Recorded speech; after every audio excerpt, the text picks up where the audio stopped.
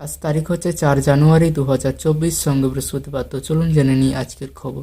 মদ বিক্রিতে পুজোর রেকর্ডও ভেঙে দিল বর্ষবরণ, অঙ্কটা জানলে চমকে যাবেন।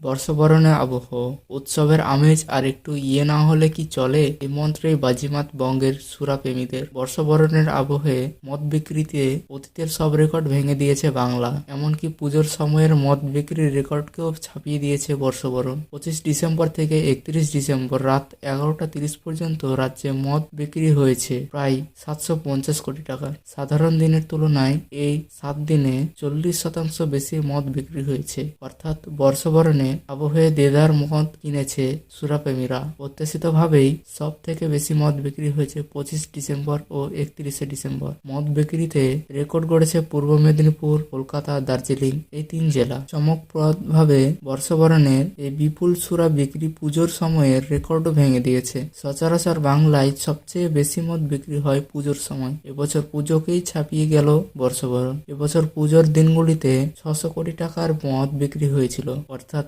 বর্ষবরণের সপ্তাহে প্রায় 150 কোটি টাকার মদ বেশি বিক্রি হয়েছে। আবগারি দপ্তর সূত্রের খবর, দেশে তৈরি বিদেশি মদের বিক্রি সব থেকে বেশি। বাংলা মদের বিক্রির পরিমাণ অনেকটাই কম, দামি মদের বিক্রি উল্লেখযোগ্যভাবে বেড়েছে। আবগারি দপ্তরের আশা, মদ বিক্রিতে চলতি অর্থবর্ষে অতীতের সব রেকর্ড ভেঙে দেবে রাজ্য। হিসাবে বলছে এপ্রিল থেকে ডিসেম্বরের মধ্যে রাজ্যে 17,500 কোটি টাকার মদ বিক্রি হয়ে গিয়েছে। আবগারি দপ্তরের কর্তারা মনে করছেন মার্চ অবধি অঙ্কটা 22,000 কোটিতে পৌঁছে যাবে।